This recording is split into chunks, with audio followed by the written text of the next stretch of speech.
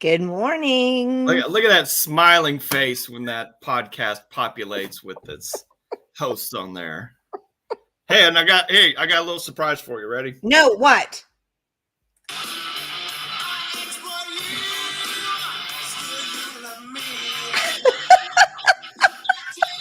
I'll tell you, 1 and 1 makes 3. Here we go. That needs to be. We need to write them and see if that can be our actual on-air song. Yeah, like our. Yeah, I love that song because I mean it's like song, the Cult of Personality. Song. Yeah, it's the best song ever. Living Color. Yep, Living Color. That's who it was. I couldn't think of who it was. Yes, it's Living Color, and that is the best song ever. Thank you for that. Sure. I thought I knew you'd enjoy that. Oh yeah, that's what I'm gonna do. Because I think you can. There's you can copy 15 seconds of a song, and that's all it is. So I'll just do the opening part of the song, and we'll use that for our bumper, and then I can headbang in the morning. That'll wake you up. That's for sure. Yeah, but I mean, seriously, they'll tell you 1 and 1 makes 3. I mean, if you just read the whole song, it's like, man. We have so many prophets among us, don't we? Yeah, we do. You know who one is, don't you? Who won? Janice Danforth. Oh, yeah. Do you know what I like the best about Janice Danforth?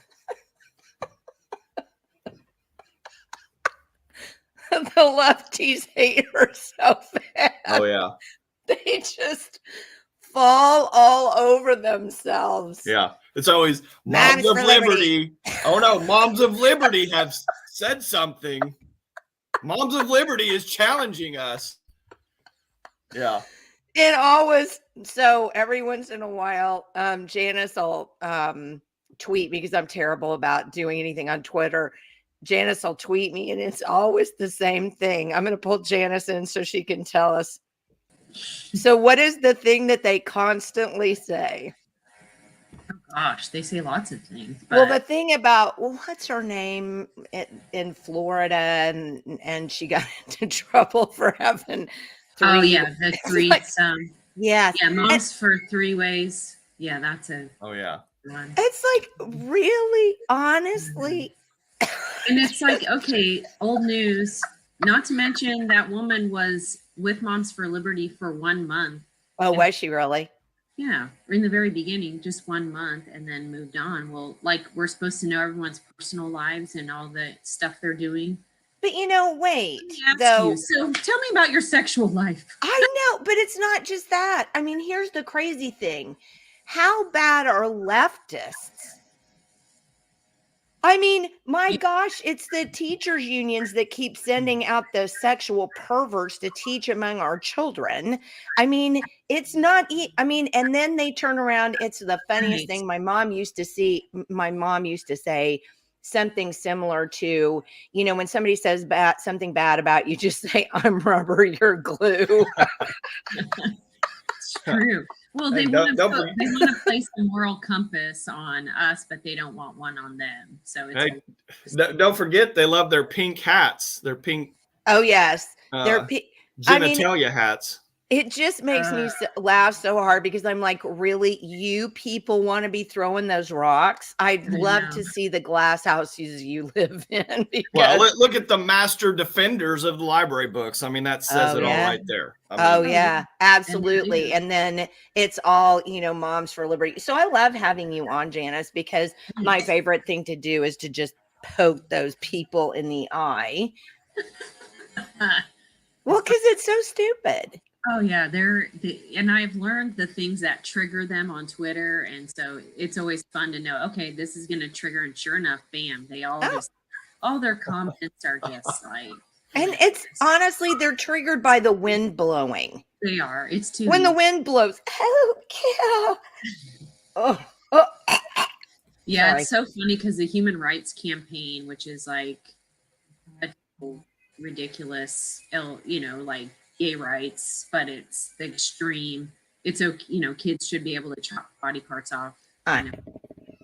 Well, they're really going after Ryan right now, and so it's, of course, then everyone loves that this organization that's national is supporting them, and so I've been having fun trolling the Human Rights Campaign, which then makes all the trolls go at me, and so it's just funny. It's funny. Well, and it's the most hysterical thing too, because all you have to do is just turn the mirror back on them. Right. And then what happens is when I do that to them, poof, they're gone. The last one that I did that to blocked me. Of course. Yeah. The Human Rights Campaign, I'm guessing, is going to block me pretty soon. The Library Association has blocked me.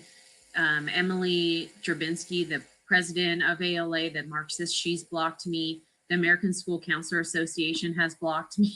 So adding to the list. But Janice, I mean, come on. I mean, when you don't have an argument, when your argument is just crap, you just have to, black. Right. Yeah, I have no respect for these people. I mean, just this much respect, this much. Right. So what are we going to talk about today? Because we have it's not great. Why would I even say something like that? We have a really yucky show for you today. What are we talking about? Surveys. So I'm curious, what melted your eyelids over this? Well, when I started the chapter here in Tulsa, as you're learning everything, so this is like 2.5 years ago, 2 years ago, probably, when this survey popped up for me, I was learning different things and knew that surveys were not good. My boys were both at Bixby Public, and I would communicate to them, do not take a survey. Do not, if you get a survey, don't take it. I opted. So the OPNA survey, which was voluntary at that time for schools, came through. I got an email from the high school for my older sons, so I opted him out. Well, I never saw, so I didn't know there was one for my younger son who was in middle school. And so he texted me and he's like, Mom, they're asking me to do a survey. And I was like, do not take it. And he's a little more passive, where my older son would be like, I'm not taking this. My younger son doesn't feel comfortable. It's like, this is a Terry, I need to respect my teacher, blah, blah. So I was not taken. He's like, you're not going to be happy with what's on this. And I was like, do not take this. Just say no. And if the teacher gives you any trouble, just tell them I will contact. So he actually stood his ground. The teacher pressured him to take it, and he closed his Chromebook over, which I was so proud of him. So when he got home, I immediately took snapshots of it because I was afraid they were going to delete it all. And on there were questions about what's your gender. Okay, keep in mind this is to an eighth grader, and there were like two-spirit, gay, trans, queer, all there was like 20 things listed. Now this is the OPNA survey. OPNA. Okay, so hold on. I'm going to pull this up so you can talk about it while we pull it up. Okay. Perfect. All right. So let me pull the one. Now that I figured out how to do it. All right. Did it work? No, I have to add it. Okay, there we go. There we go. Yeah. All right. Now I think I can make it bigger. I may not be able to, though. Let me see. Okay, there we go. There we go. Yeah. So you can see this one is all right. Like Indian. Yeah. So here it is. So this is the one was given to 8th, 10th, and 12th graders. Okay, I'll go down a little bit more, get through that. Okay. So you can see to the first question at the top, what sex were you assigned at birth? This is another red flag. That question is a leftist ideology of that, the doctor could have gotten it wrong. So we don't like that question either. It isn't what were you assigned at birth, but what is your sex, male or female, right? There is no, you're not assigned wrong. It's fairly obvious. Then you can see what gender identity, and it has man, woman, transgender, two-spirit, etc. And which of the following best describes you? And actually has even further, pansexual, which at that time, I didn't even know what that was. How is an 8th grader going to know what it is? Well, but let's stop there and let's point out the main reason that and I detest, I'm not going to say you detest, I'll use the word detest for me. The main reason I detest this nonsense is because what it does is in the Marxist ideology, what you're trying to do is not even so much instruct, but you're trying to suggest. And Right. that's It's where planting a seed. yeah, that's where all of these people who call us tinfoil hats because we see the commies or whatever, and they're like, oh, you're crazy. This isn't communist. Well, you're crazy because you're not educated enough to know how they work. So they're not going to instruct you. They're not going to sit down and say, this is the Marxist ideology right here, blah, blah, blah. They're going to put the ideas into your head so that you can kind of foment on them. And then that's the way that the springboard happens. So the reason why we detest these surveys is because it's absolutely a Marxist ploy to indoctrinate children by putting thoughts in their heads that they wouldn't otherwise have or have had access to. Absolutely. Okay, so let's keep going. How old are you? What grade are you in? Let's get down a little bit further. Oh, okay. Now they're asking about your home life. Yeah, where do you live? On the street is literally an option. Do you live in your car? Oh, this one doesn't have that one. Maybe I haven't. Oh, no, they do. Yeah, it's right there at the bottom of Oh my goodness. Yeah.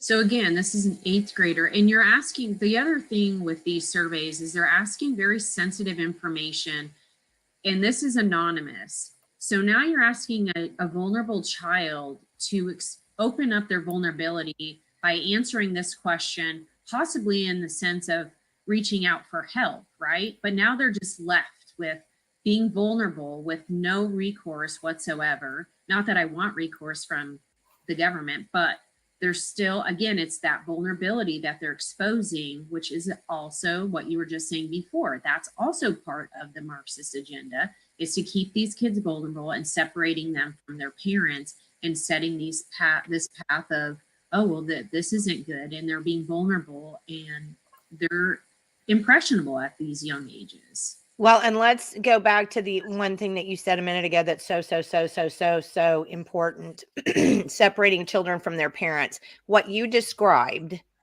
your son calling you, hey, Mom, I have this, right? So if parents don't know about this and their kids are taking that, they're doing something that is going to separate the thoughts that they're having, separate them from their parents, because their parents might not have the same thoughts. Certainly, exactly. In conservative households, we generally do not. So that tends to make that child think, well, how do I tell my mom? Do I not tell my mom? I've never heard of anything like this. I mean, what do I, right? Right. Okay, and there's a whole section in here that teachers ask me to work on special classroom projects. I feel safe at my school. The school lets my parents and guardians know. Well, if you wanted to do something like that, that's probably fine. But I mean, then it goes on. So let's go down to the this is all college, and now we're starting on bullying. Here we go. And what grade was this in, real quick? This is 8th, 10th, and 12th. Okay. There's also a 6th grade one, which is a little bit less of questions. Not a whole lot less, but similar, but a little bit. Well, here's the part that I flipped a lid over. I even wrote about it because I flipped a lid over it. Think of your 4 best friends, the friends you feel closest to. In the past 12 months, how many of your best friends have?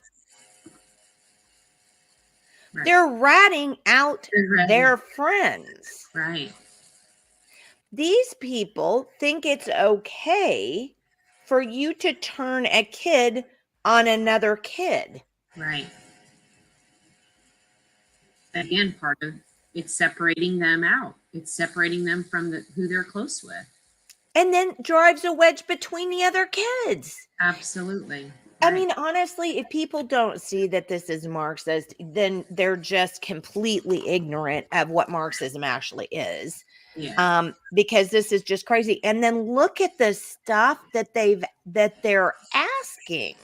Yeah, and keep in mind this is young as 8th grade. I mean, my kid wouldn't even know what's any of this stuff.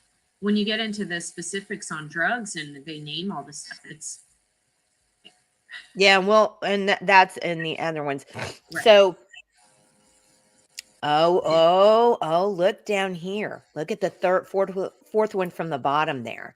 Regularly attended religious services. Yeah. Me. Right. Do you know how bad that is? Yeah. It's against federal law to ask any child about their religion or what's the other one? Their political activities. They can't say, are your parents Republicans or Democrats? They cannot say that. It's against federal law. And so look at this. Yeah. Look at that. Regularly attended religious services. Fascinating. Okay, so now here's this one. How old were you when you first tried, even if only one time? Right. But so here's the point you were making a second ago, Janice. Used marijuana. This includes smoking marijuana, using electronic vaping products for marijuana only, a dab pen, or eating or consuming marijuana through infused foods such as candy, cookies. Honestly, I didn't even know what a dab pen was until one of my kids told me what that was. Yeah.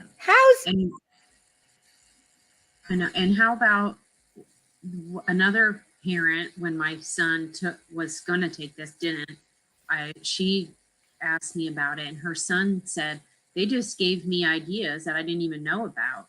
They literally were like, here, I didn't even know that was an option. So some of these kids may not know, I can eat marijuana, or gummies or whatever. They're just helping them understand options that are out there. Well, and let's look at this whole thing, because honestly, here, Jenny, one thing real quick. Yeah. Close off on that tool menu up there at the top, and then make that survey. Just make it, click on that magnifying glass down on the bottom. Hold on. You're going too fast for me. Go left. Yeah. I'm right. Okay.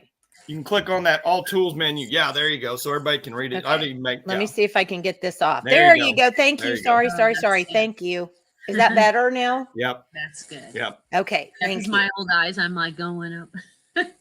Okay. So now that we've seen this, okay.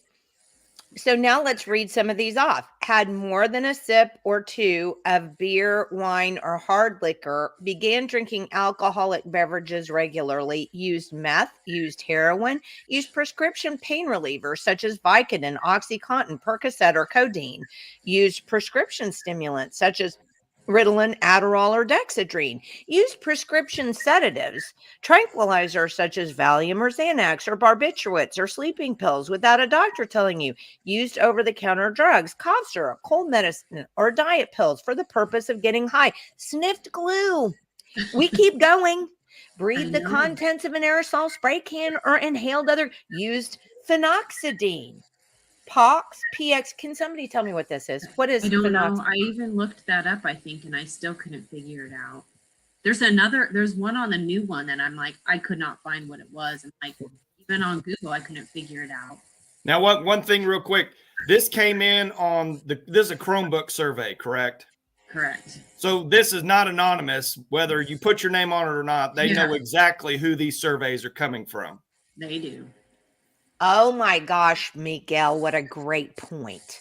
They advertise it as anonymous, but yeah, they know exactly each one of these kids that answers this. They know exactly and can just profile them and everything else. And 100%. with our digital backpack, we put all that information in our digital backpack.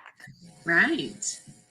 So can you imagine what your life. kids have in these ridiculous folders of them there? I mean, this is just horrifying. It is.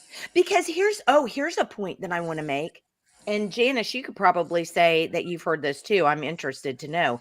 I've heard so many kids, and well, I've actually even heard teachers who go, these are so stupid, because what happens is the kids are like, I don't care, and they just mark all these crazy things on there. My older son told me that's what they do, is they just go through and they just mark, yeah, I'm trans, yeah, I got arrested 5 times last week, yeah, because they think it's funny. Absolutely. So what do you suppose is going to happen? I go for a job. Right. I'm looking through your digital backpack. Yeah. TM. And I noticed that you took phenoxidine. Right. When you were in 10th grade. I mean, this is just terrifying. What parent is okay with this? Oh, and here's the worst one. How wrong do you think it is for someone your age to? Yeah. Yeah, morality police coming in. They're trying to find out, right?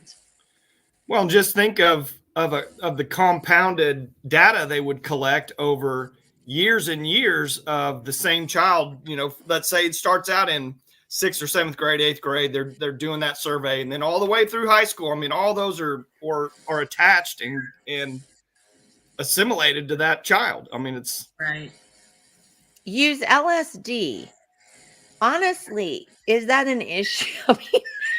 I mean, I'm a child of the 60s. Yeah, I was going to say in the 60s and 70s, probably, but. I mean, this is just, I mean, honestly, I don't get how you don't get that this is outrageous. I know. Now you've got to tell on yourself. Yeah. Now you have to tell on yourself.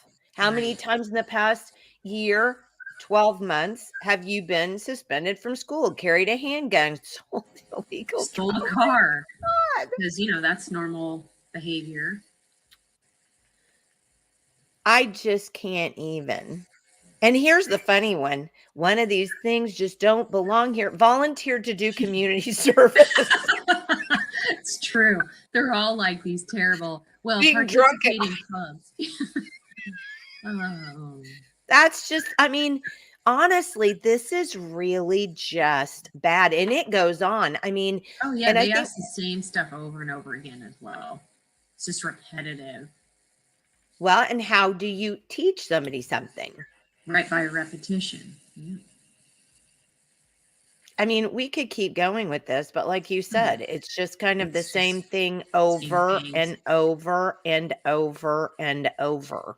There is one question towards the endish that asks, do you have an adult that you trust outside? Oh yeah, hold on, let me find it. Yeah. And that's again another seed planted to separate the child from the. Yeah, hold on, let's get there. Oh, and here's, have you talked with at least one of your parents or guardians about the dangers of... Yeah. Oh, here we go again. What does that say? Yep, attend religious service. That's a big no-no. And yet they do it. And what are you going to do? How many parents actually know that it's against the law to do that? It's against federal law. Probably none, to be honest. I'll show you in a second the PPRA. You have to literally file a complaint with the school, but then you also have to file a complaint with the federal PPRA office, which you have to do online. How many parents are going to do that? Right. And not only that, even if they did, do you think the Joe Biden administration is going to go, oh, let's fix that right now? Right. No interest.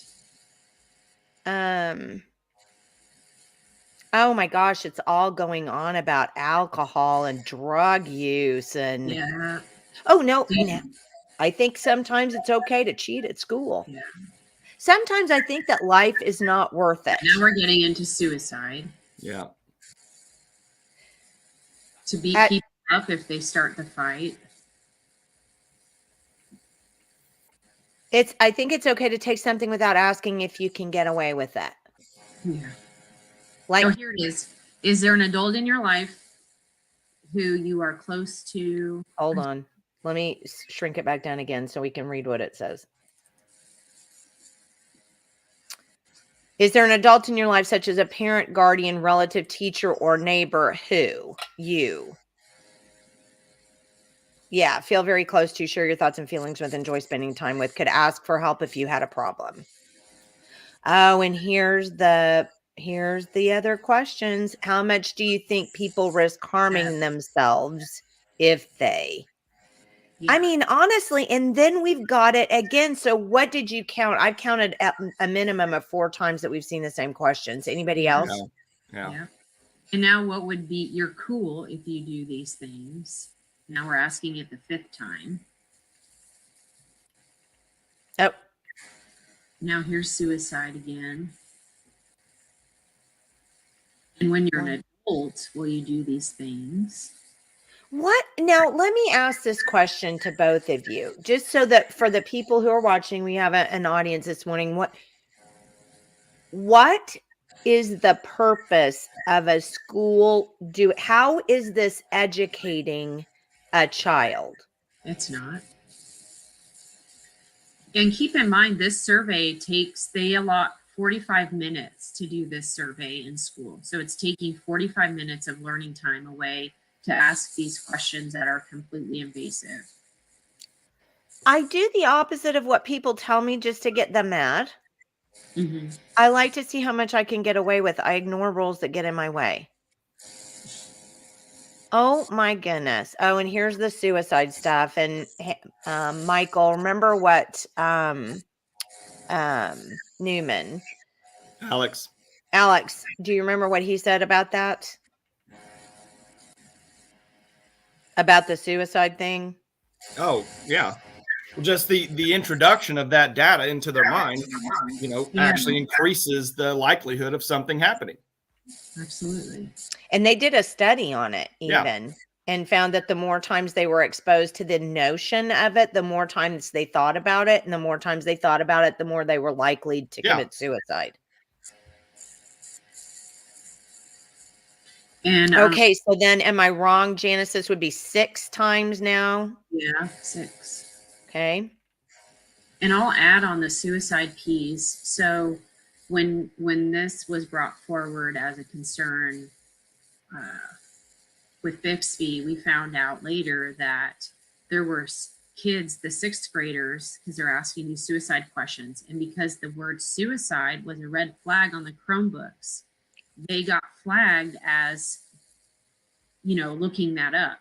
So they got a notice basically saying, we see that you're, So these 6th graders who are now being flagged as suicidal by the school, I mean, it's just, which obviously was a huge concern.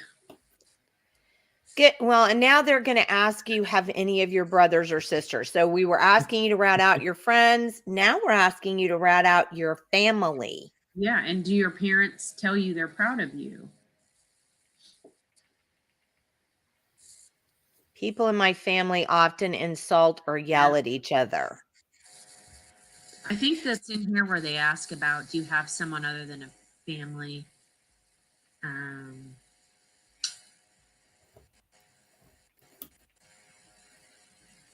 How wrong do your parents feel it would be for you to? And then, so now we're on 8. 7 or 8, 7 or 8, which one? One of the 2. No, well, now it's 8 for sure. Yeah. Have any of your family members been put into prison? Do you see that? Yeah. Incarcerated. Where was this one? Right there. Was it up? Go down just a hair. There you go. Right there. Right there. I was looking right at it and didn't notice it. Have any of your family members been incarcerated? Now, COVID, do you agree or disagree that you drank more alcohol during? These are children. These Wow. aren't adults.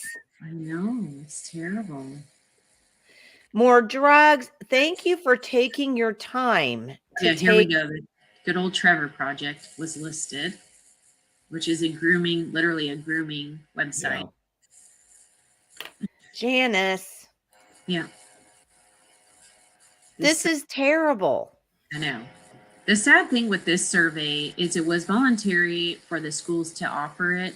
And we had a bill pass last session, or this year it went into effect, that it's required because of House Bill 1103. I believe that's the number. And now schools have to offer it by law. No. Wow. Yeah.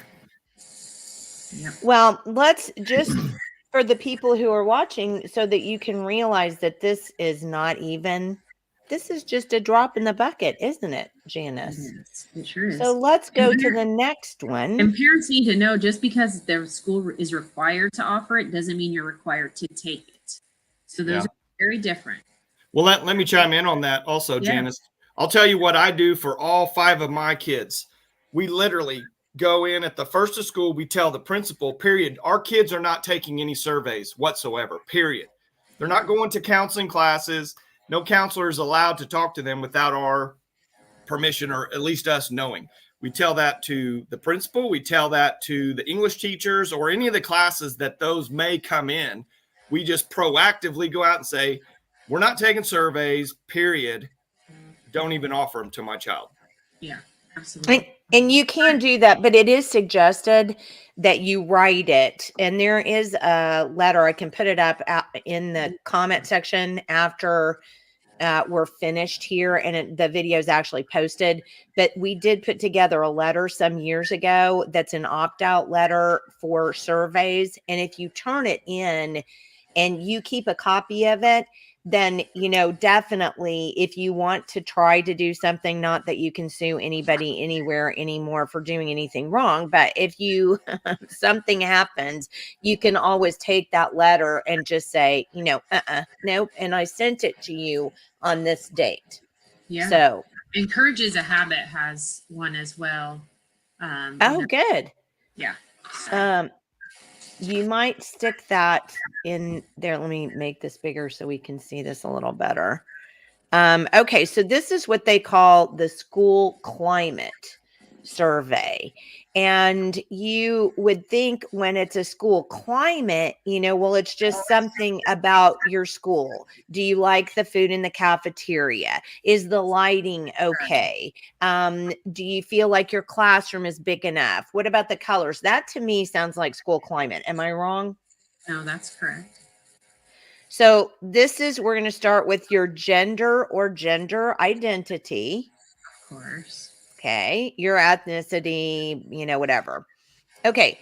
Now I'm going to flip through quite a bit of these because some of these are not that big of a deal. And the beginning parts of these, I would think, okay, that's a school climate survey. I like school. I feel successful at school, blah, blah, blah. That's okay. I mean, if you want to ask kids that's not the end of the world. But then we go on down further. And it is prevention program questions. So what's the first question there?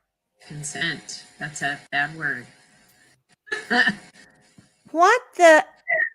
And then what does that have to do with school climate? Oh, wait. You know what popped into my head? So many of these teachers that are pedophiles, I guess they just want to make sure that they know how to consent to a pedophile. Well, that's exactly it. Actually, Kelly Sky, I talked with her on the phone, and she went over with me the word consent. And that's literally what it's for, is to, if a kid consents, if you say yes, then it's okay.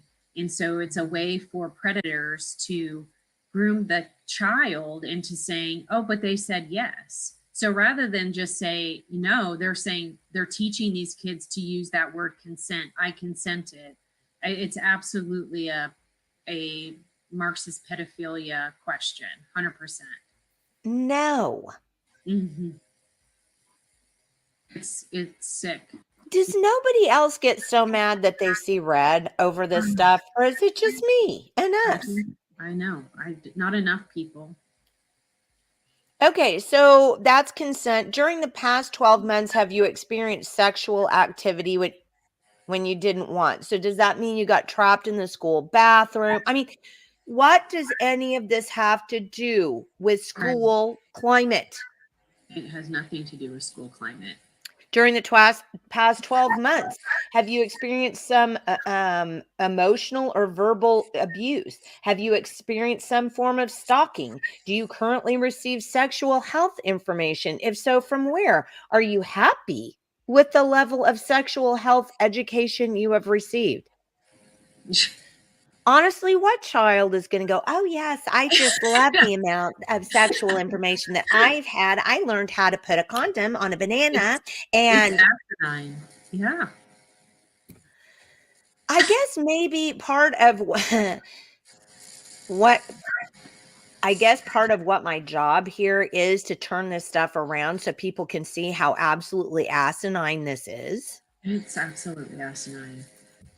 They're really asking adult themed questions, and they're asking it from an adult mindset, not thinking of it that this is going to a 13-year-old or a 12-year-old that isn't thinking this way. That's a lot of these problems, even like the books that are inappropriate. They're written by an adult from an adult perspective, an adult maturity level, and then they're giving it or asking it to young teens, even sometimes preteen.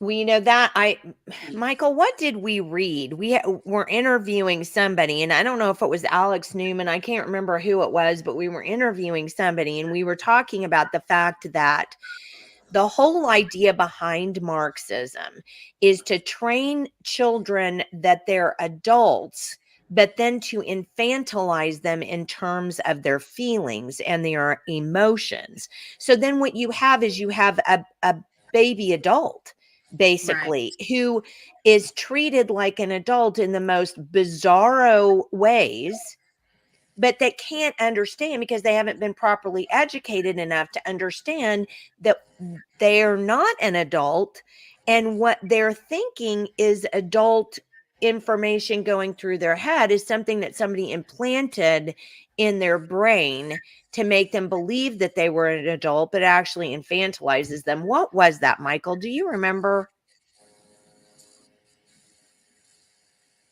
Is he off? Is he lost? Are you there, Michael? It's my screen was freezing a little bit. Okay, did you hear what I said? Do you remember who we talked to about that? They want the it might have been Alex. I can't remember who it was specifically. Yeah, but it is a Marxist tactic. That's what they're doing, because kids who can't be adults because their brains aren't there in so many ways. But to teach them that they are an adult, that's what's going on. That's why they can consent, and they want them to consent. And I think a lot of it has to do with sexual perversion. Yeah, I do too. Do you feel like your school support and affirms your identities? More than one. I'm a cat, and that's why we have litter boxes in the classroom. Oh, but that's made up.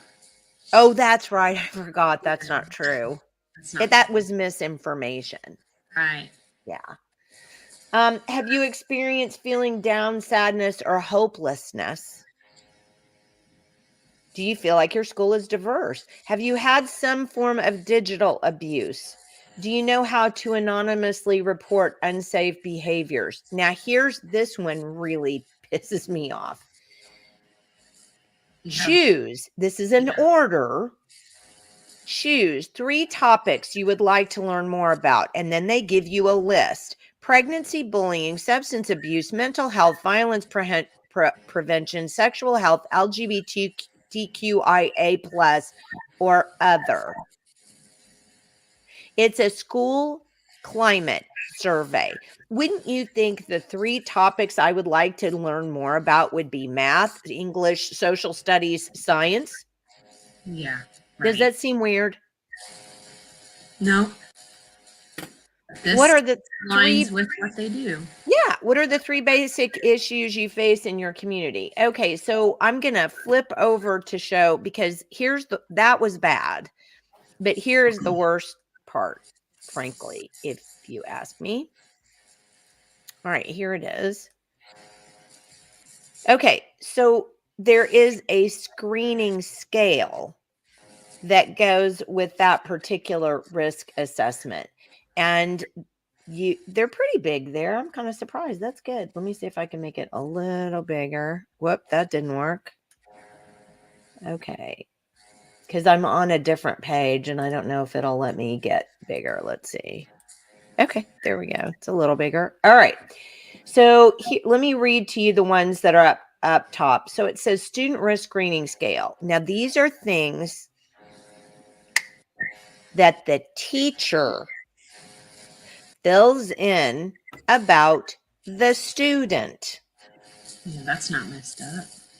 Peer rejection is summed in the SSRE scores. Shaded items are summed to complete the SRSSI total score. So it tells you what to do. So here we go. Student name, student ID, count, steal, lie, cheat, steal, behavior problem, peer rejection, low academic achievement, negative attitude, aggressive behavior. Oh, aggressive behavior, emotionally flat, shy, withdrawn, sad, depressed, anxious, lonely. And then they add them all up. Do you honestly believe this nonsense? Yeah. This is your kids, people. Your teachers are doing this. And it's all for grant money. And it's all for good, excellent point. Mm-hmm. It's all it's for. So they can get more money to implement more programs, and it's just a repetitive cycle. It is. So But they're the sad using thing, children for money to get money. Literally, that's what they're doing. They're data mining kids to get more money for their school to implement these programs, which continues to brainwash these kids. It's just a whole cycle that's spiraling out of control. Okay, so here's our next one. So we've actually hit on 3 today, surveys. And then I got a hat tip from somebody who texted me the other day, and they said, have you heard anything about an IntelliSpark survey? Have you, Janice? I have not. So the person told me that all 3 Edmond high schools are giving that to their students today. It says it will take about 30 minutes to complete. Some of the high school students have mentioned it. They've adjusted class schedules today to make sure that they're doing it. Okay, and then I got some more information on this.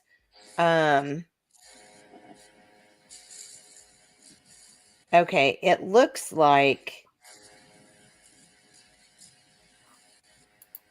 I hope Emily is okay with this. Your friend Emily is the one who responded to this and said, I got less than 24 hours notice with no option to opt out. Wow. Based on the title, I didn't even open the email. I only found it because I read this post, the post that the person made after the fact. So you might want to check with Emily to see if she knows anything more about that, Michael. Okay. Okay, so this is the Oklahoma 2021 Youth Risk Behavioral Study. And I'm going to mention a couple of things about it before I do. We probably need to talk about the PPRA first, though. So let's do that. Here it is. All right, so this is actually, oops, I didn't get it logged in. Hold on. Okay, so this is actually on our Scribed account. So those of you who are watching and who will watch it later, go to our Scribed account. You just go to Scribed and then basically enter in Reclaim Oklahoma Parent Empowerment, and you'll find our account. And this is where we have a lot of those surveys that are actually uploaded. But this is the thing that I want people to understand about. I'm going to have to pull this over here so I can read it. The PPRA, this actually, I took this from the OSDE website.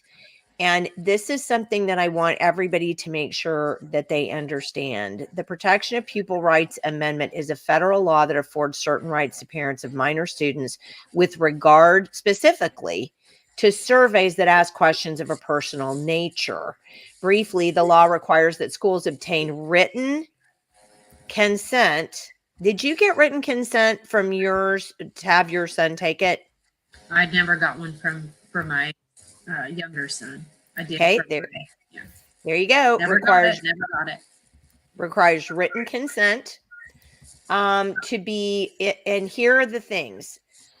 They can't ask you questions about political affiliations or beliefs of the students or the students' parents. Didn't we see that? Yeah. Mental or psychological problems of the student or the student's family. Didn't we see that?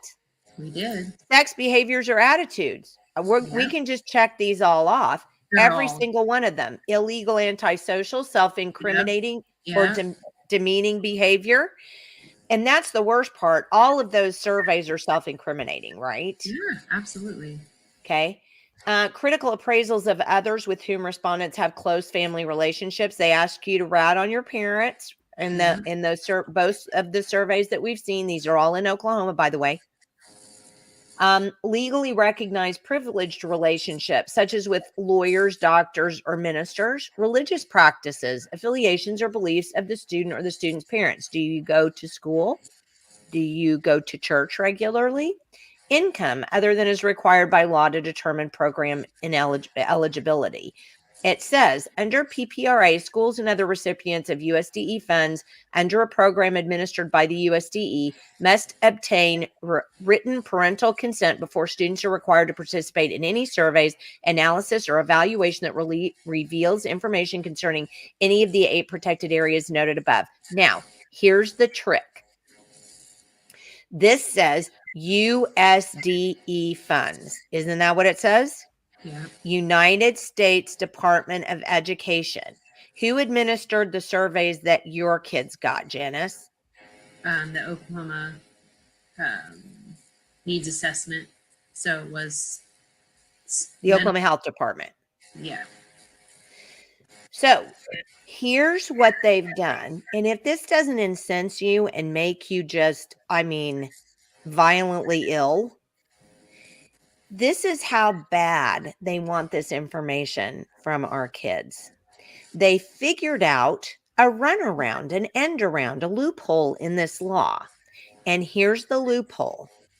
If the Department of Health or another Oklahoma-based agency provides the survey, whether it goes back to the USDE or not, whether it came from them or not, if they provide it, it nullifies the PPRA. And that's what they're doing. How do you like them apples? Nothing to see here. Honestly, if that one thing doesn't wake you people up out there who think, oh, this isn't that big of a deal, they deliberately want your kids and they're deliberately screwing you over to get this information. How does that make you feel? Are you okay with that? Seriously, that is bad, bad, bad juju. All right, so let's go back so we can see how bad this gets. And so this is the Oklahoma Youth Risk Behavioral Study. This was given by the CDC for years. It's been for years the CDC has done this. But now, because of the fact that they don't want parents having to sign, They've given it to the OSDE, the Oklahoma State Department of Health, and the Oklahoma State Department of Health administers it instead of the USDE, so you to get around the PPRA. So here are some of the questions on this particular survey, and I won't go through all of them like we have before. And this is an old one from 21. Here we go. Drive a car, alcohol, driven a car by alcohol. This is all the same stuff. Carrying a weapon, carrying a gun. You've been in a physical fight. Oh, did anyone force you to do sexual things that you didn't want to do? And then they'll tell you what those things are, just in case you don't know. Just in case you're a sixth grader and you just don't know. They're trying to help us out here. Asking a kid to be vulnerable and put their a trauma out there and answering a question that they're going to get no help from. So they're scarring a kid with more trauma. It's disgusting. So this is another one of my favorite ones, asking about if somebody that you were going out with did something bad to you or hit you or whatever. The next two questions asking about bullying. So we're talking about electronic. Now, have you had sad feelings and attempted suicide? You know, honestly, if I were a parent and somebody asked my kid these questions, I'd probably deck them. I mean, there is a possibility I would become physically violent. Here we go. A whole section on suicide. Now, cigarette smoking. Vapor product. Oh, here we go again. Janice, they're just trying to help our kids out here. Right. You know, you can do it. What about a jewel, a smoke, a surin, a views, a blue? That just, these people. Electronic vape products. It'll go now tobacco products, other tobacco products. Oh, and here we go again, just to help you out. Yeah, Snuff, dip, snooze. Oh my God, just I can't. Oh, and the next 5 questions ask about drinking alcohol, so we'll pass these. The next 3 questions ask about marijuana use. Marijuana is also called pot or weed. Jenni, you have the best NPR voice. That's my screw you voice, actually. Black Mamba? Wow. Oh, and here we go. Prescription pain medication again, and they're going to help us out. Vicodin. Have you been into your parents' Vicodin, kids? I mean, this is just really honest to God. The next 7 questions ask about other drugs, cocaine, including powder crack or freebase. Wow. They actually list crack. That is. Yep. Wow. Oh, hang on though. Sniffed glue, breathed the contents of an aerosol spray can, inhaled any paints or sprays to get on. Just gave them some ideas. What about heroin? Or crank. What about methamphetamines? Oh yeah, and Janice, I'm surprised at you. You actually knew that methamphetamines were also called crank. Have you been taking these surveys? Well, there's a book by Ellen Hopkins called Crank. Really? Yeah, in our kids' school library. Yep.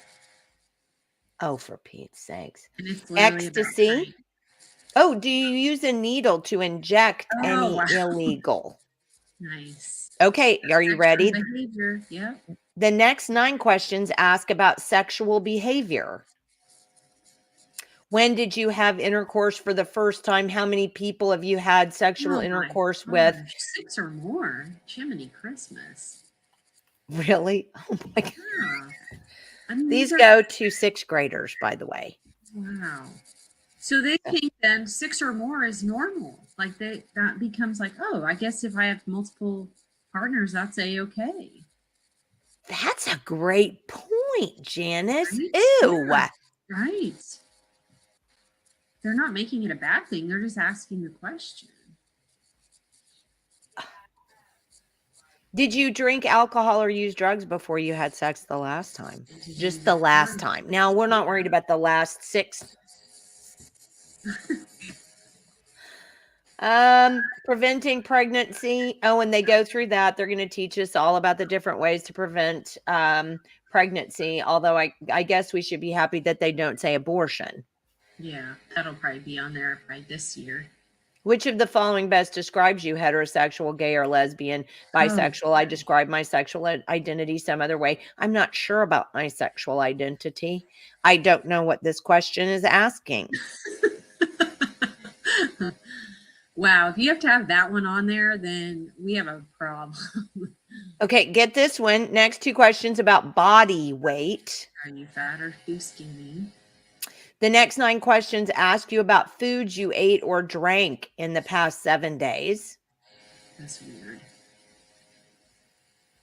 Did you eat potatoes? What? That's so random. Did you have potatoes and Kool-Aid this week? Do not count French fries.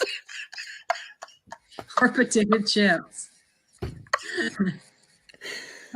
Yo, I mean, seriously, this is hysterical in a horrifying way. I mean, carrots. Carrots? Why carrots? Look at 73, Jenny. Do not count green salad, potatoes, or carrots on number 73. What? Why? Oh my word. I mean, and here's the crazy thing. So what is the average proficiency rating for Oklahoma kids? Just the average? 3rd grade. Yeah, it's like 30%, right?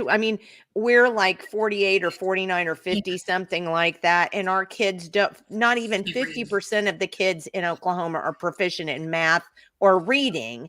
And we need to take an hour and a half out of class time to do this crap. Right. Why aren't parents just up in arms? The next question asks about concussions. Oh, other health-related topics. Have you been tested for HIV/AIDS? Wow. Do you have chlamydia, gonorrhea, or another STD? Oh, but wait a minute, back up. When was the last time you saw the dentist?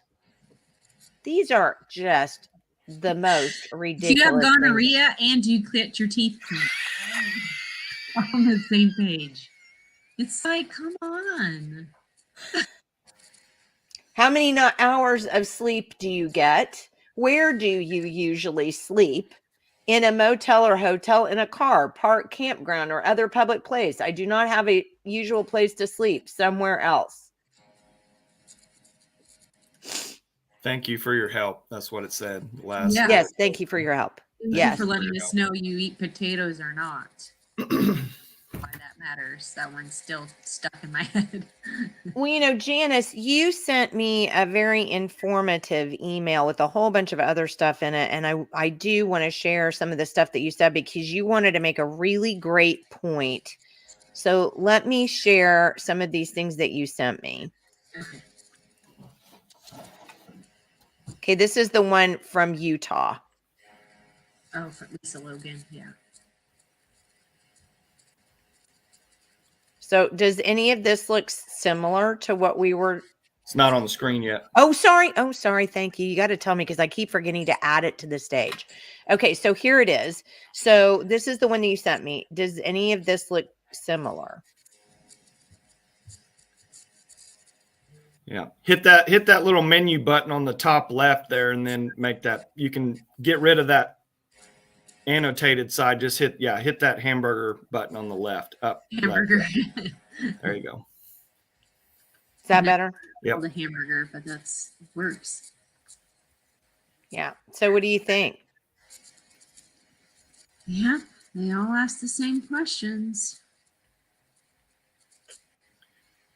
I would guess this one is a panorama survey just by reading the questions. Yeah, so let me show you the other ones that you sent me. So you sent me this was a this was a blog that you sent me. And this is by Erica Sonzi. I'm not sure. It came out of the Lisa Logan survey, but here she's showing these things. I was drunk or high. Yeah. I was, yeah.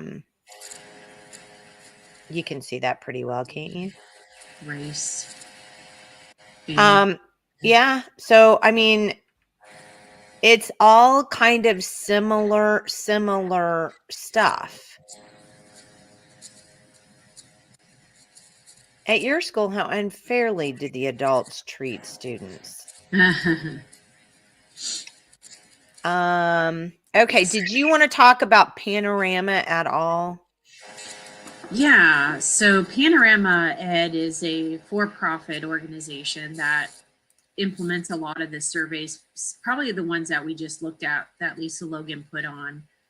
Those type go to schools and they use them to assess the student climate and helping them know, okay, do we have concerns in our school climate that, for example, Broken Arrow, I'll use them as an example because I had a specific experience with them.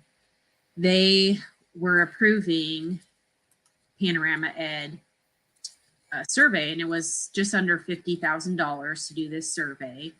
And they weren't asking any questions. So I went and I spoke at them at the board meeting the next month and explained to them what Panorama Ed is and that they are a data mining service that makes millions of dollars off of getting this information, and they utilize it for what we just saw. I mean, it's all ties together. You have the Gates Foundation as an example of someone that invests in Panorama Ed, Hassel and Panorama. So the collaborative, the social emotional learning group, them and Panorama work together. So all these groups work together. So I spoke at Broken Arrow, this was 2 years ago, and explained to them the concerns that I had with Panorama Ed and them spending $50,000 to implement this survey. And I ended up last summer meeting with, so like 9 months ago, I met with the superintendent, and he actually shared with me, and I didn't know this until I just met with him, that he ended up canceling that the Panorama Ed after I went and spoke. So good. Yeah, so that was a good thing to hear.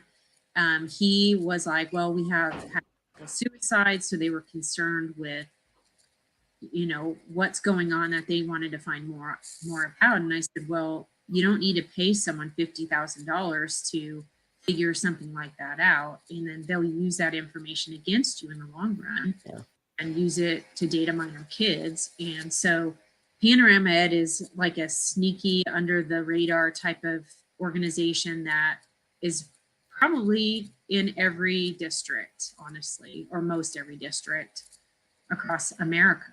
And their money, the amount of money they've made. So you remember A.G. Garland, where he was saying that people were domestic terrorists. You remember that whole thing? Yeah. Well, his son-in-law is the one who is in charge of Panorama Ed. So you can see there's all these connections that go through. Can you say swamp? Yeah, right. Exactly. So, I was seeing if I could find. I had it here. Well, while you're doing that, I want to point out what it says on the screen. Yeah. So this was the Ogden School District. So in Utah, it used to take me 2 to 3 days to pull the data across attendance, behavior, and grades with spreadsheets. It now takes just minutes using the Panorama system. So if you don't think that your kid's behavior is going into some kind of a dossier, that's not, you're barking up the wrong tree. People, you got to pay attention here. Yeah.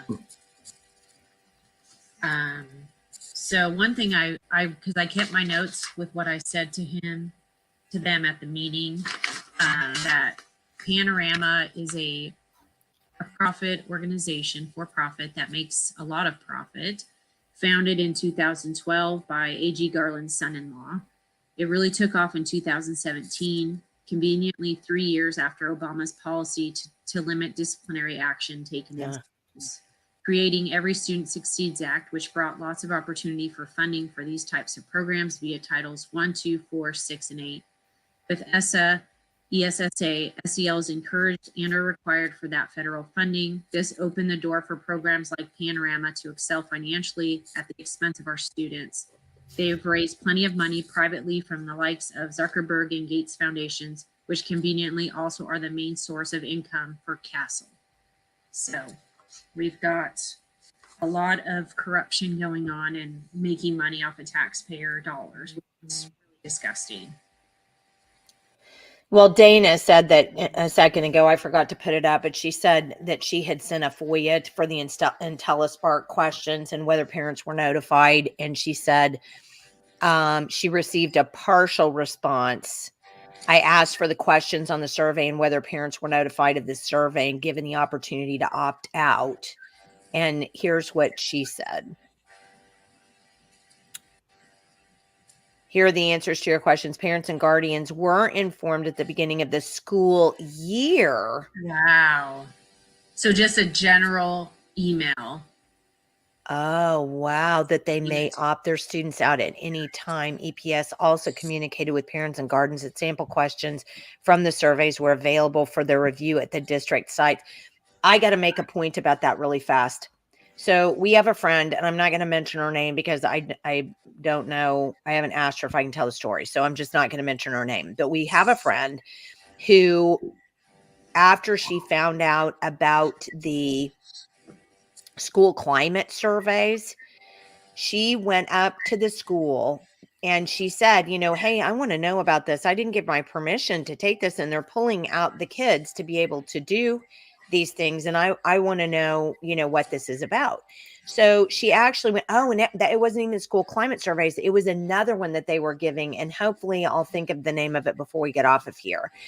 And she went to the school, and here's what happened. They wouldn't allow her to take it out because they said it's copyrighted and you're not allowed to remove it from the school. So we can't give you a copy of it.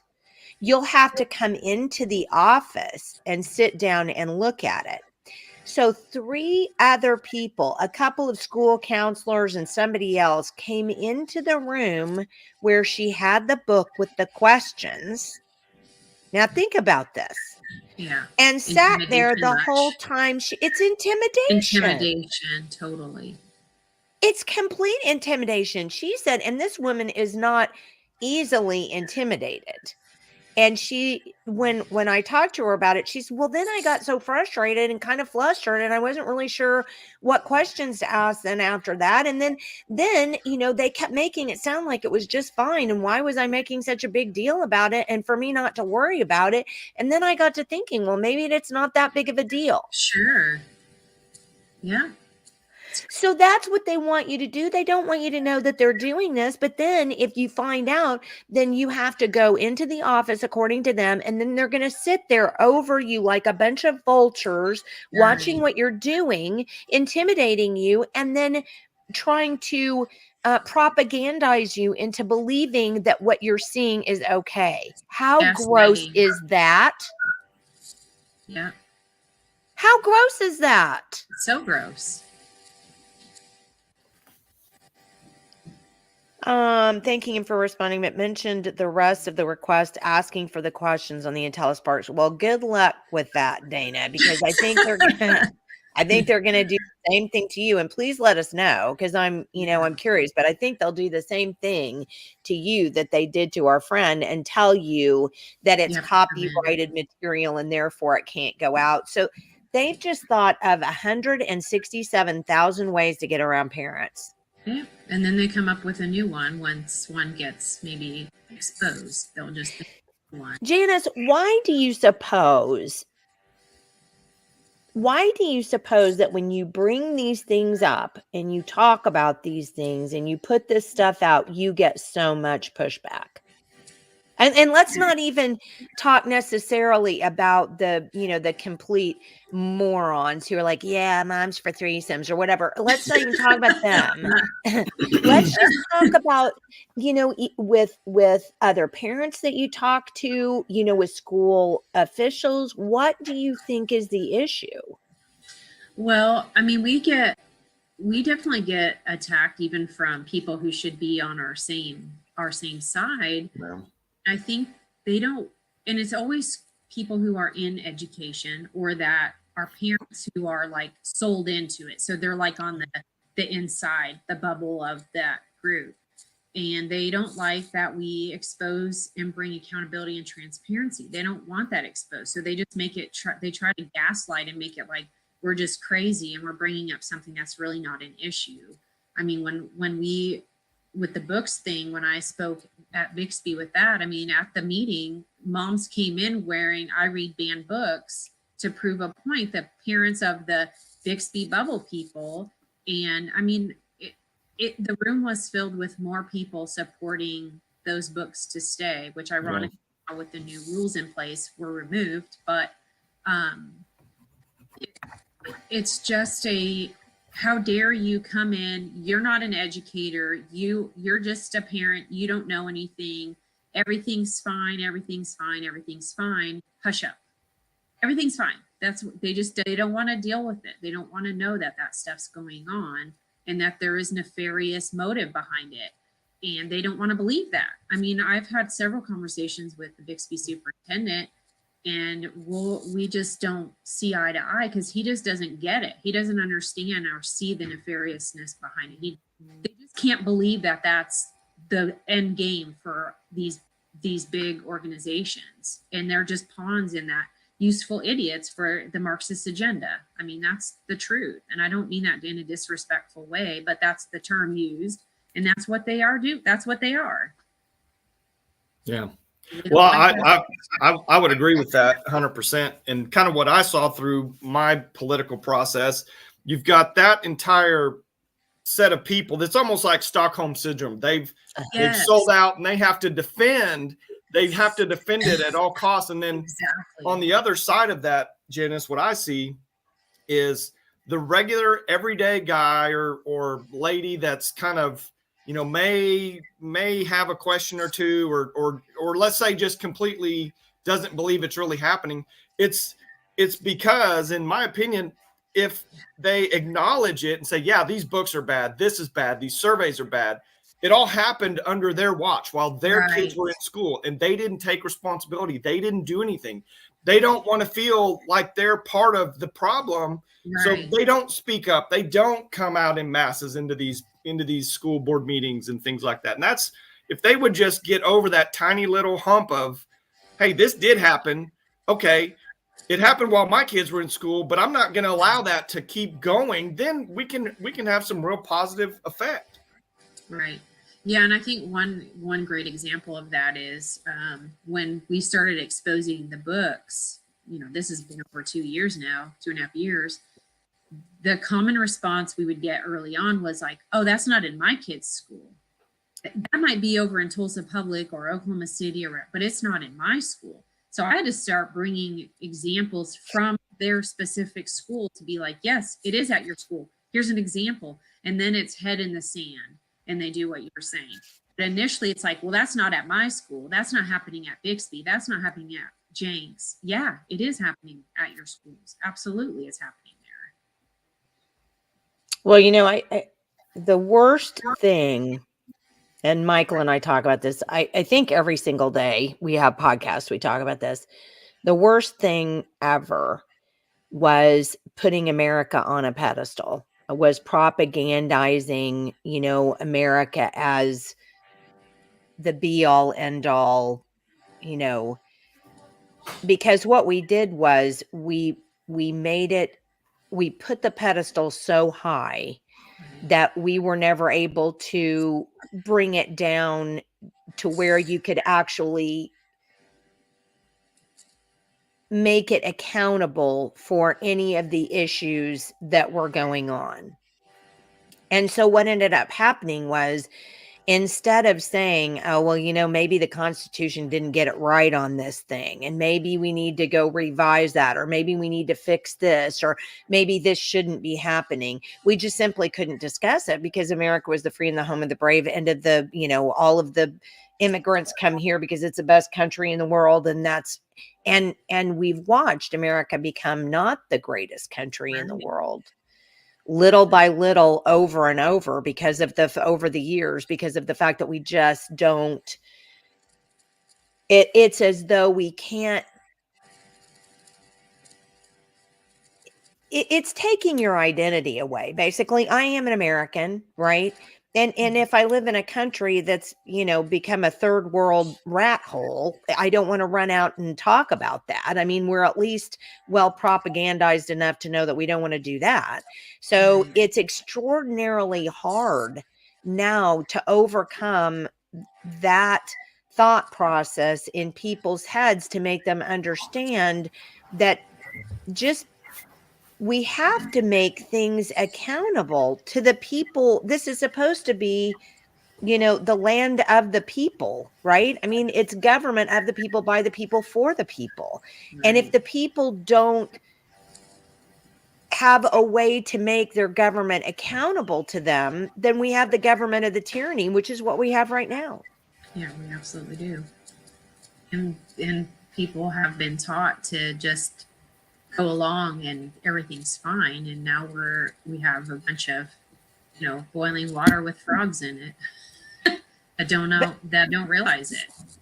It's true. And I don't know how you get people to see that when, like you said, Michael, I mean, it's the human condition is such that it's hard for me to look at my own faults. I don't really want to have to deal with those. That's just the human condition.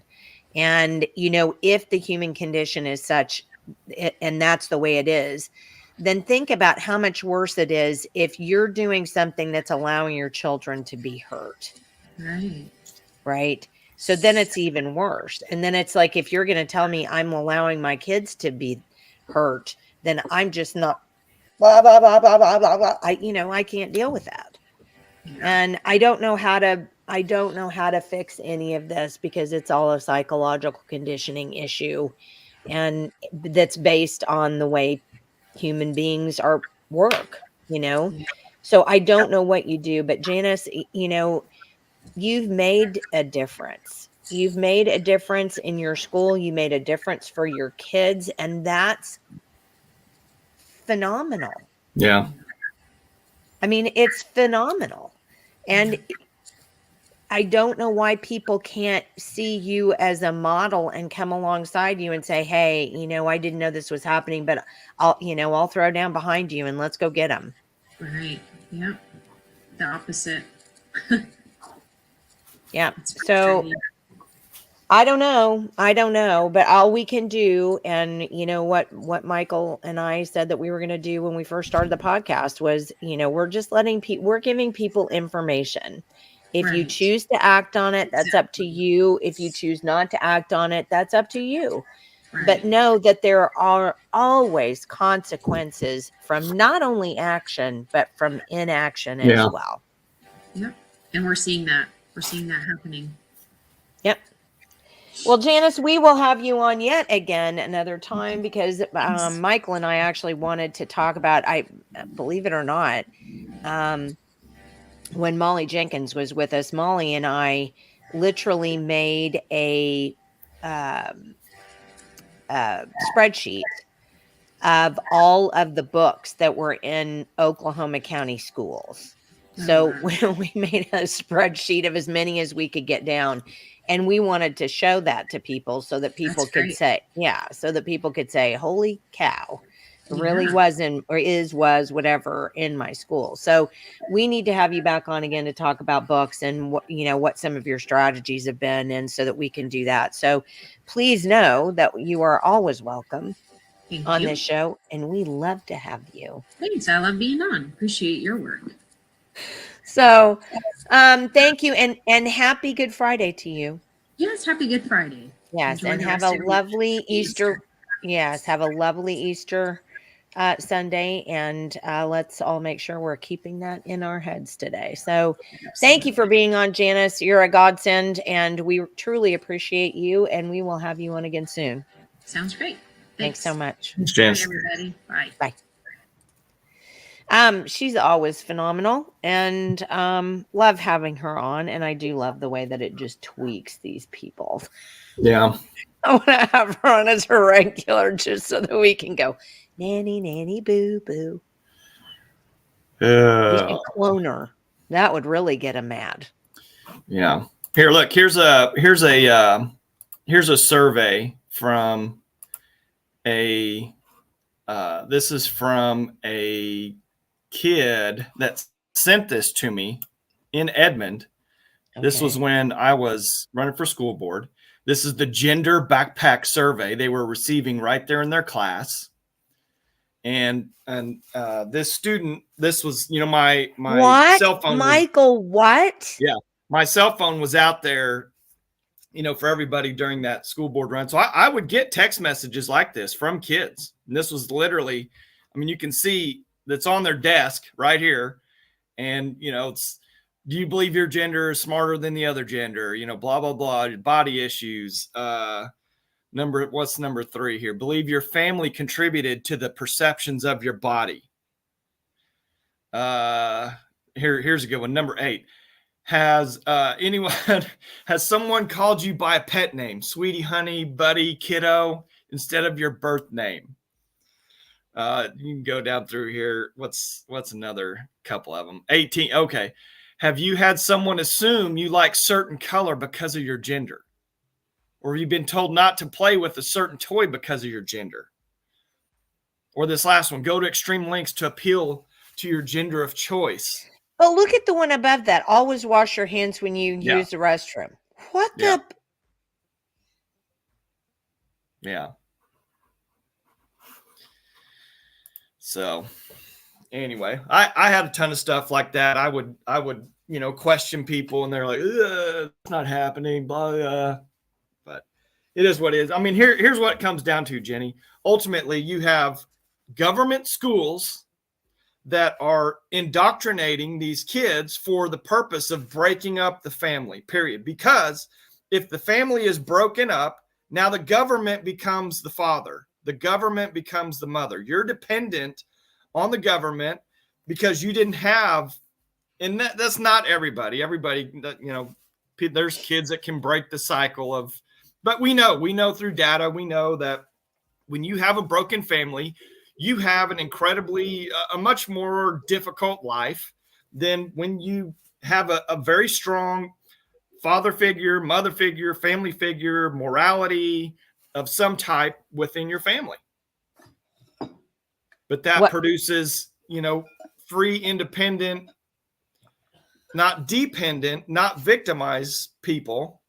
And that's the whole thing. Government produces victim mentality in order to control people in general. That's just how the government works. Because if you have the government teaching these kids, now they're going to always side with the government, no matter what the situation or circumstance is. Yep. And I don't know.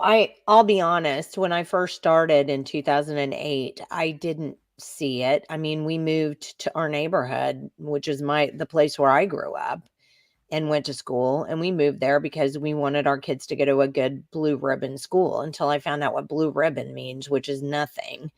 So I'm not, I get that there are parents out there that don't get it. I get that. But good God, if you see it in front of you and somebody tells you something about it, do something about it.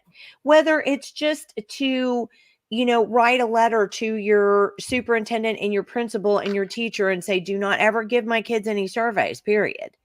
Just do something. Yeah. But to do nothing is.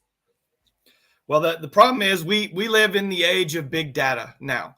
And whether we like it or not, these Chromebooks, this technology, it's in schools.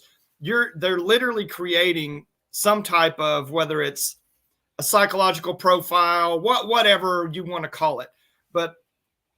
And it's not just from these surveys. It's just everything your child does that's being, I mean, it's all being monitored by the technology. That's what it's designed for. Yeah. And that's going to now formulate a way to sell that to big corporations for whatever purposes they may have. I mean, that's just the cycle that we're in here now with all this immediate data, because data is the new gold. Data is the new gold. And that's what's valuable, and that's what is going to drive. I mean, you look at how social media works. I mean, is 100% data driven, you know, and tested and tested and tested to get results, to make you do certain things, to make you believe certain ways, to make you react instead of respond. So, you know, and it starts, these kids are now, and like when I say being indoctrinated, not every single thing is indoctrination in schools, but they're being conditioned. Maybe that's a better word. They're being conditioned just to blindly answer all this stuff, to give away their personal space to these entities that they have no idea that's going to be used against them, you know, in the future. Yeah. And it's, I realized when I was at the election board, when I was at the county election board, I realized that I had a tendency to do something similar. And I think that's the crazy thing about adults, is that we tend to think, like, for example, they gave me this huge stack of paper. It was like that thick, and they wanted me to fill it all out. And it, so that I would basically be an employee of the state election board. And then so I could get $35 every time I went, because that's what it said in state law. And I'm like, well, I'm not doing this job for you. I'm doing it for the people of Oklahoma County. So I don't want to be employed by you. So I'm simply not going to fill out the stuff that you gave me. You would have thought I asked them to saw off each other's right arms. Yeah. How can you do that? You had to do, there was like, I mean, almost blood spurting out of eyes. There was such a freak out over that. But the problem is, like you said, it's conditioning. We've been conditioned by the government to accept certain things, to do certain things. Well, I'm going to get a driver's license. I have to get a driver's license. Oh, well, now they're telling me I've got to have a real ID. Okay. Well, no, no. I mean, there are ways to say no, and it's pretty much you open your mouth and your brain works and you go, no. I don't know. People are still just amazed about that smart meter deal with my house, where I literally just told City, I'm not putting that on my house, period. I don't care. I'm not putting it on there. You're not coming over here and putting it on there. Yeah. And they came out, they talked to me. They wanted, you know, they wanted to know, why don't I like it? Why don't I want it? You know, all this stuff. Are you sure you don't know? I've run into the one gentleman that came out, he came to my house. He said, well, I've come out and I've talked to a lot of people, and they just really don't know how good these really are. They're just kind of, they're misinformed as to what these meters do. And I just said, I just plainly asked him, I said, does this meter send you information from my house? Yes or no? He goes, yeah.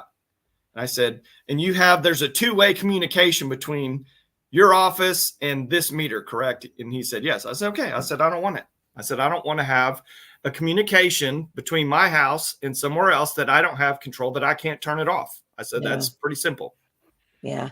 Well, you know, something else, and we probably got to end the broadcast here this morning, but one other thing, I have told the kids for years, stop putting your social security number on things, because, you know, years ago, I looked into that, and they're bad about doing it with medical forms. Both of the boys got strep throat. And so one of the boys was at the after hours clinic, or the clinic, the other day, the walk-in, and he said, what's my social security number? And I said, well, what are you going to put it on? And he said, this medical form. And I said, I'm not going to tell you what it is. And I don't have it right next to me, because you don't put that on a form. And I actually did reach out to the Social Security Administration once several years ago, and they said, do not use your Social Security number for a phone, for ONG service, for OG&E service. And you would think these people, but and I've told them, you can't have my Social Security number for that. I'll give you my driver's license, but you can't have my Social Security number. And they go ape crazy. I mean, they just go crazy over it. But that doesn't mean that just because they go crazy, that it means that it's right that you hand over your Social Security number. You don't give that to anybody but the Social Security Administration. That's what it's for. And that's the only reason it's for. So there's a jewel of information to stick in your pipe and smoke. Okay. Well, Michael, it was great to see you again. And again, happy Good Friday. Yeah. Easter is on Sunday, the best day in all of Christendom. So excited about that. Are you going to have a family celebration for Easter? Yeah. So are we. It should be very nice. Next week we have a lady who's running for office, but we also wanted to have her on because she's also a county assessor. Kendall Sachiri is going to be on with us. And then Friday, we're going to have my my attorney from when I was a mayor here in Luther, Beth Ann Child, is going to talk to us about FOI and open meetings, FOI requests and open meetings, mainly open meetings. And Whitney Mollica is going to talk a bit about, she's going to come on for a second and talk about some legislation that's at the Capitol on open meetings, because I met with an attorney just yesterday, and he was saying one of the things that's getting really bad is legislators keep trying to water down the Open Meetings Act, and the courts are kind of letting them, and the courts are kind of participating in that. And we got to make that stop, because as soon as we don't have an open meeting, we're 100% tyranny, and we're already at probably 95% as it is. So that needs to stop. Just to give you two quick examples on that, with the Edmond Public Schools, they kind of circumvented that Open Meetings Act to go ahead and go into executive session without anyone knowing that they were going to file the lawsuit against the SDE on the books. That was one. Okay. They also violated, in my opinion, the Open Meetings Act when they voted, when they went ahead and put in their draconian policies on the vaccinations at the schools. Yeah. Yeah. I mean, it's got to stop. I mean, we're paying your salaries, whether we want to or not, because they take the money from us, whether we want to or not. And if we don't, quote unquote, give it to them, they come take our stuff and our liberty. So, we've got to make them accountable for the money that they steal from us. Because they don't want to talk about all those things in front of people. They want to do it all without our knowledge, behind closed doors. And then it's said and done. Oh, it's too late now. That's right. It's too late. That's exactly what it is. Oop, can't do anything about it now. So, yeah. All right. Well, Michael, thank you again for being on. Thank you, everybody, for being with us this morning. Yeah. We sure do appreciate you. And we appreciate all the help that we get from you financially and monetarily. And thank you so much for that. But thank you for watching, and please share this with friends, and please share this with parents for sure. Parents have got to know about this stuff. Yeah. So thanks again, Michael. Thanks again, everybody. And we'll see you again on Wednesday.